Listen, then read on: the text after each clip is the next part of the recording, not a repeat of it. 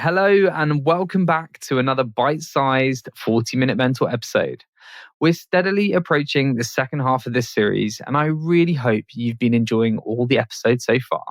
We have some really exciting plans for the rest of the year, so would love to speak to any mission-driven businesses looking to get direct access to C-suite level decision makers or looking to build their employer brand and attract the best talent in the startup and scale-up space. If this sounds like something you or someone you know might be interested in, please feel free to get in touch with our head of marketing, Hannah, who would love to hear from you and explore how we can collaborate. You can reach her on hannah@jbmc.co.uk. Now on to today's mentorship. We're joined by a former 40-minute mentor and my good friend, Amir Nooriala, who has, after years of leading some of the fastest growing scale-ups in the tech ecosystem, decided to start his own venture. In today's episode, we'll find out more about his new business, Aurias, why entrepreneurship by acquisition is a great alternative for aspiring entrepreneurs, plus Amir shares some tangible advice for anyone looking to step into the founder role. So without further ado, please sit back, relax, and enjoy this bite-sized dose of mentorship with the brilliant Amir Nooriala.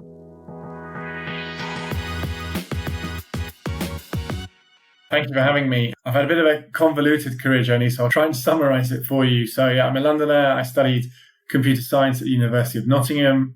My dad's American, so upon graduating, I moved to California. I joined Cisco Systems to be a system engineer, which is their kind of glorified way of describing technical sales. Then moved back to London, did a short stint at Accenture, technical consulting. I then did 13 years working in banks, but not as a banker, but in technology. In banks, worked my way up to being a managing director. I think at peak, managing departments of 300 people, 100 million budget. So kind of pretty big roles. While I was there, I did side a desk, launch an e-commerce business, which I ran for about 5.5 years and had a very, very modest, not life-changing exit on. And then about 5-6 years ago, I moved back into the startup world. I joined OakNorth Bank, so the digital lender here in the UK. I was COO of the bank, joined at Series A, had a fantastic journey there. SoftBank invested nearly $500 million. We became the most valuable fintech in Europe. We became profitable, still profitable to this day. And then from there, I joined a B2B SaaS business called Callsign as chief commercial officer. So I went from being a buyer to a seller. Again, at Series A, and a very similar kind of rocket journey. We did a very big Series B, sovereign funding, JP Morgan Asset Management, 10x the revenue. So great kind of journey in that respect. And I guess the final bit would be, and also for the last 3 or so years, I've been doing a lot of angel investing in the UK tech sector as well with my wife, Claire Velotti. Basically, what the last couple of years working as an executive in tech firms has shown me is that I really like that type of work, really, really enjoy it. Joining a business that has product market fit, they've got some meaningful revenue, they've got some traction, and they want to scale. And that scale could mean lots of things. It could be scaling the operations, could be scaling the revenue, it could be just scaling more of the same, or opening up new verticals, new regions. But basically taking something that seems to be working and just now needs to kind of supercharge. So really, really enjoy doing that. But the other realization I came to as well is that I'd like to do it for myself rather than it be someone else's company. And so when thinking about how does that look, I also realized, so lots of kind of revelations here to myself. I also realized that I don't have an idea. I don't have this great idea to do my own startup. And I don't really want to go through that 0 to 1 stage where you start with nothing and build it up, which is ironic because I've just launched my own fund from nothing, but it's a very different journey. And I want to play to my strengths. My strengths is scaling. And scaling means there's something that's existing that you're taking on. So with that in mind, realizing what I enjoy, what I want to do, and kind of what I don't want to do, I partnered with a friend of mine, Daniel Cardenas-Clark. He's a VC, previously at Notion, previously at TriplePoint, focused on pre-seed, C, kind of Series A, B2B tech investing, as well as having his own business and being an operator as well. And we both basically came to the same conclusion. We've launched what we're calling a micro buyout firm, and it's called Aurias. And it's basically an alternative to private equity. So we want to be owner operators. We want to be long-term custodians of any business that we acquire.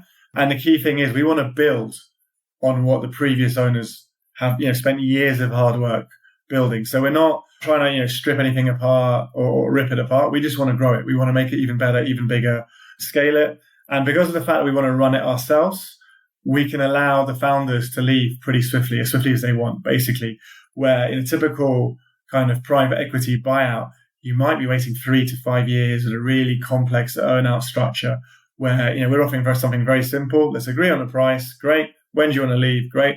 Let's do it. So in terms of what we're looking for, it's UK-based tech businesses in a B2B sector, obviously tech business I mentioned. The revenues are from contracts, so contracted revenue rather than kind of transactional. There is growth, 10, 15% year-on-year growth that's happening. And they're profitable, which is a key factor as well. Profitable businesses, so EBITDA, let's say 1 to 4 million, generally too small for private equity. They're not VC backed. They're not sure what the next step is. Those are the kind of businesses we're kind of super interested in. And what are the benefits of the model we're offering? I guess the best thing I can do is probably steal Daniel's words. So Daniel's a lot more articulate than me on these kind of things. So he always likes to describe scenarios when explaining what the benefits are. So I guess one typical scenario would be, let's say you've got a fantastic founding team, they've bootstrapped a business, and they want to move on to the next project because they really enjoy building something from scratch, seeing it grow into something, but they don't enjoy scaling where it's a bit more repetitive. You find something good and you really push down hard on it, and they want to be creative and they want to start something from scratch.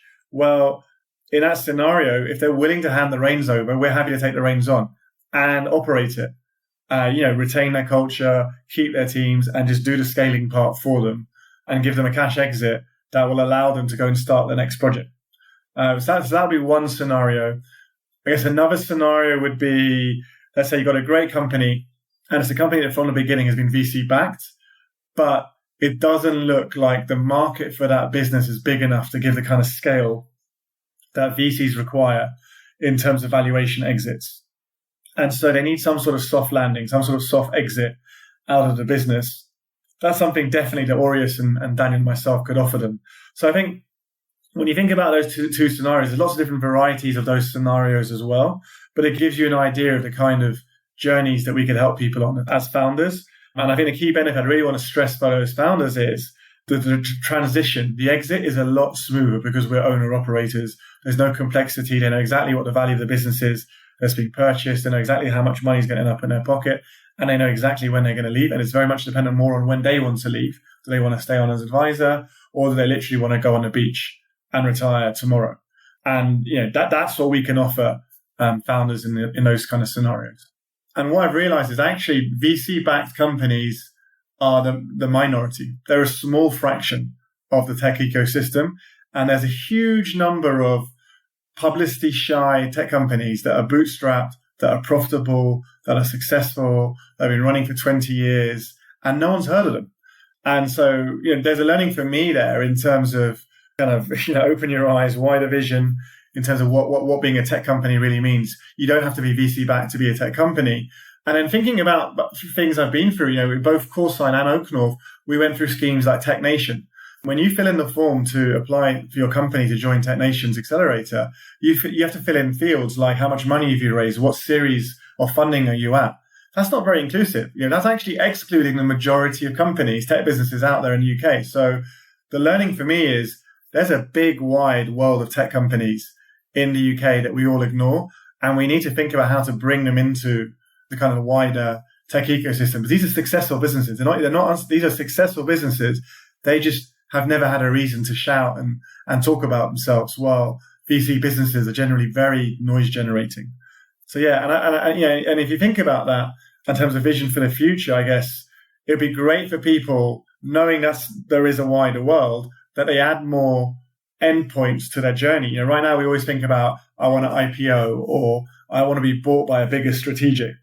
Or I want to be, bought by a big corporate, or unfortunately, or I'll go bust. There is another option. Why not just sell it to someone else who wants to be an entrepreneur, doesn't have their own idea, but would love to run your business? I think it'd be great if we can, as a learning, add that as well to the mindset. And I think that will help us transition away from this kind of unicorn or bust. There's a middle ground. You don't have to go unicorn or bust. There's a lovely middle ground where you can have a great exit and someone else can take the reins on from you. I think the key thing I would stress to anyone who says that they want to be a founder, they want to be an entrepreneur, is that doesn't mean you have to start the business. Entrepreneurship through acquisition, so ETA, entrepreneurship through acquisition, is perfectly valid, and you'll still be an entrepreneur. Elon Musk did not found Tesla, right? He invested in them and then took over the reins. Everyone still calls him the founder. If you take something that existed and supercharge it and scale it and make it even more successful, people will recognize you as an entrepreneur. People will recognize you as a founder. You don't have to literally come up with the idea in the first place. So that's the biggest thing I would stress is if you want to be an entrepreneur, and I think a great thing is let's talk about entrepreneur as opposed to founder, there are multiple entry points into that, not just you've got to come up with an idea from scratch and take it to the top. Because the reality is, if you look at all these businesses that lasted 30, 40, 50, 60 years, or I've used the more recent example of Tesla, they've had different people leading them over time and taking them through different steps in the journey. We're not two random, MBA graduates who've done a couple of years in private equity and coming in and say, I know you've been running this business for 30 years, let me run it.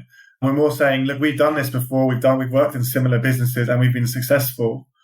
We're not going to mess it up. We're not going to ruin your legacy. Because for a lot of people, their business is their legacy. Sometimes it's their name is the name of the business. They don't want that to disappear. They want it to grow and last. And so who you hand the reins over to is very important. So the fact that we're a bit, I haven't got any hair, a bit long in tooth, I think gives us credibility that they can feel comfortable handing the reins over.